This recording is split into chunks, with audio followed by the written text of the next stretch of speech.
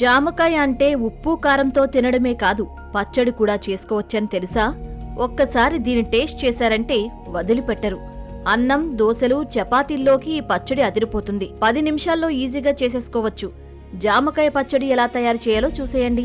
జామకాయ పచ్చడి తయారీకి కావలసిన పదార్థాలు: పచ్చి జామకాయలు 2 పెద్దవి, పచ్చిమిరపకాయలు 10, అల్లం ముక్క 1 అంగుళం, ఉప్పు రుచికి సరిపడా, చింతపండు నిమ్మకాయ సైజంతా, పసుపు ½ టీ స్పూన్, నూనె 4 టేబుల్ స్పూన్లు, ఆవాలు ½ టీ స్పూన్, మెంతులు ½ టీ స్పూన్ కన్నా తక్కువ, ఎండుమిర్చి 3, కరివేపాకు 2 రెబ్బలు, నిమ్మరసం 1 టేబుల్ స్పూన్. జామకాయ పచ్చడి తయారీ విధానం: ముందుగా ఒక కడాయి తీసుకుని అందులో కొంచెం నూనె పోసి వేడి చెయ్యాలి. నూనె వేడెక్కిన తర్వాత అందులో పచ్చిమిర్చి, అల్లం ముక్కలు వేసి వేయించాలి.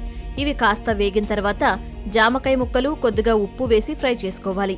జామకాయ ముక్కలు కాస్త వేగిన తర్వాత స్టవ్ ఆఫ్ చేసుకుని దాంట్లో చింతపండు, పసుపు వేసి బాగా కలుపుకుని చల్లారనివ్వాలి.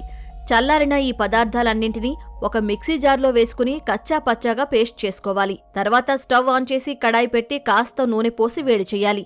నూనె వేడెక్కిన తర్వాత కొంచెం ఆవాలు, మెంతులు, ఎండుమిరపకాయలు, కరివేపాకు ఒకదాని తర్వాత ఒకటి వేసి తాలింపు తయారు చేసుకోవాలి.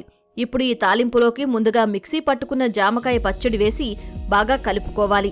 2 నిమిషాల తర్వాత స్టవ్ ఆఫ్ చేసి కాస్త నిమ్మరసం పిండుకున్నారంటే జామకాయ పచ్చడి రెడీ.